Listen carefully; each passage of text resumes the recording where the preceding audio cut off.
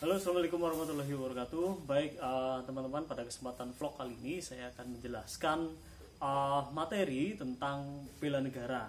Ya, satu materi yang memang ini sudah menjadi kewajiban kita bersama ya sebagai warga negara Indonesia. Bela negara, ya, sebagaimana tertuang di dalam Undang-Undang Dasar 1945 Pasal 27 ayat 3, Pasal 30 ayat 1, dan juga Undang-Undang Nomor 3 tahun 2002. Ya, di sana sudah disebutkan bahwa kita semua warga negara Indonesia berhak dan wajib dalam upaya bela negara.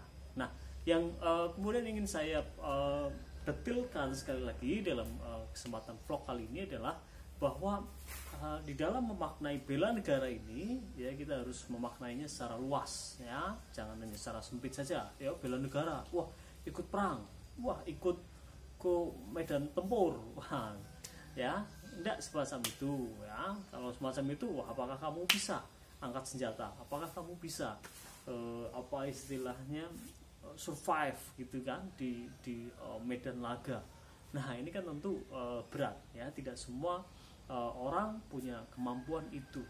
Nah maka ketika kita mendalami lagi Undang-Undang Nomor 3 tahun 2002 ya, di sana dijelaskan bahwa upaya bela negara itu sangat luas ya, saudara ya.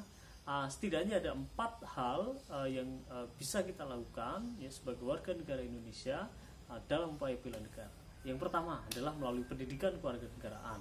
Nah ini dia ya, mata kuliah yang kita ikuti saat ini juga bagian dari upaya bela negara ya, karena di dalamnya berisi pelajaran-pelajaran tentang nasionalisme, tentang patriotisme, dan segala macam tentang itu, tentang keindonesiaan ya, sehingga ini dikategorikan sebagai upaya bela negara. Nah, yang kedua adalah pelatihan dasar kemiliteran secara wajib ya, atau istilah lainnya wajib militer. Ini adalah bagian dari upaya bela negara. Nah, saat ini wajib militer ya masih terbatas ya lingkupnya, belum dilakukan secara luas kepada seluruh warga negara Indonesia, belum ya. Yang ketiga, saudara, ini adalah memang tugas wajibnya seorang TNI, Tentara Nasional Indonesia, untuk melakukan upaya bela negara. Ini yang ketiga. Yang keempat ya, bahwa upaya bela negara ini ternyata bisa dilakukan sesuai dengan profesi kita masing-masing. Nah ini ya, poin inilah yang kemudian menjadikan pemaknaan bela negara sangat luas sekali cakupannya. Ya, saat ini ya misalkan saya, ini menjadi dosen pendidik ya, maka ketika saya mengamalkan Tridharma perguruan tinggi, melaksanakannya dengan baik ya, nah maka itu sudah suatu upaya bela negara yang bisa saya berikan sebagai seorang pendidik.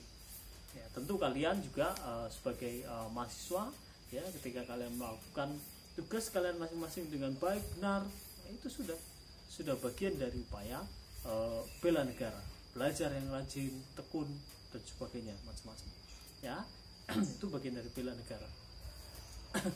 Pun demikian sama yang menjadi presiden, menjadi menteri, menjadi hakim, jaksa, polisi, pedagang, petani, pengusaha, dan sebagainya ya, ketika masing-masing menjalankan fungsinya dengan baik, nah maka ini sudah ya merupakan bagian dari upaya bela negara itu ya, sehingga bela negara ini sangat luas.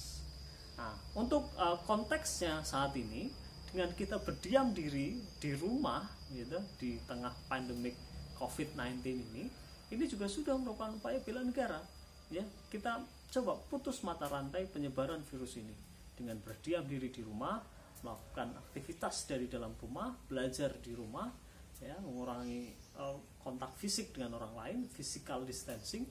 Nah, ini juga sudah merupakan upaya bela negara ya.